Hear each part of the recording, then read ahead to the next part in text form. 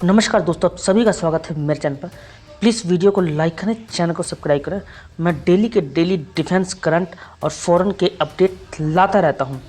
जंग में उलझे रूस ने भारत की हथियार सप्लाई प्रभावित नहीं होने देने का वादा किया है। हालांकि मिसाइल डिफेंस सिस्टम S-400 के सेकेंड रेजिमेंट की कुछ महीने टलने के आसार जरूर हैं, लेकिन इसी बीच रूस ने इंडियन नेवी को 2 तलवार क्लास स्टील फ्रीगेट की सप्लाई तय शेड्यूल के हिसाब से करने का वादा किया है।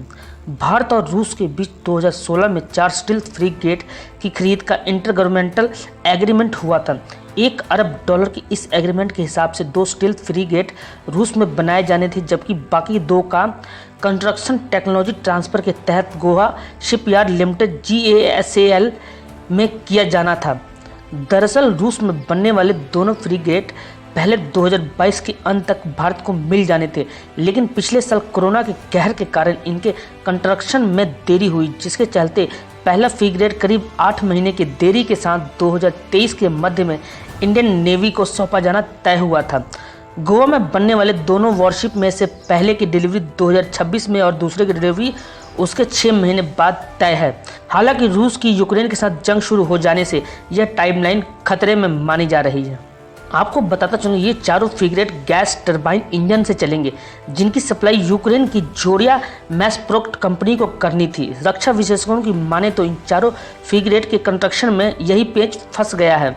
जोरिया मैसप्रोक्ट कंपनी की प्रमुख फैक्ट्री यूक्रेन के माइकोलाइव शहर में थी, जो 13 मार्च को इस शहर पर रूसी सेना के मिसाइल हमले में बुरी तरह प्रभावित हुई है। पर अच्छी खबर यह है कि जंग से पहले ही जोरिया मैसप्रोक्ट कंपनी रूस में बन रहे दोनों भारतीय फ्रीगेट के लिए इंजन की सप्लाई कर चुकी थी।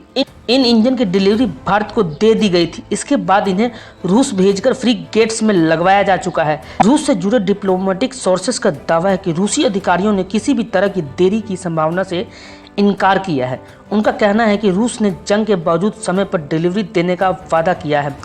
इंजन संबंधी लोड की थोड़ी जिम्मेदारी विशाखापट्टनम स्थित इंडियन नेवी के marine gas turbine overhaul centre को दी जा सकती है, जो जोरिया इंजनों की रिपेयर और मेंटेनेंस की जिम्मेदारी संभालती है।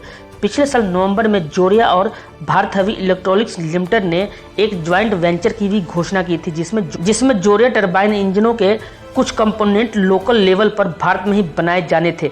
हालांकि इस जेवी का मौजूद स्टेटस अभी क्लियर नहीं है।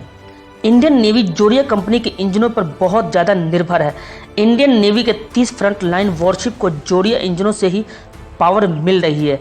इनमें राजपूत क्लास डेस्टारस, दिल्ली क्लास डेस्टारस और मिसाइल करवतीज शामिल है। इसके अलावा फिलहाल इंडियन नेवी में सेवा दे रहे 6 क्रिविकाक और या तलवार क्लास स्टील फ्रीगेट्स में भी यही इंजन लगे हुए हैं। इस वीडियो में बस इतना ही। वीडियो को लाइक करें, चैनल को सब्सक्राइब करें। जय हिंद, जय भारत।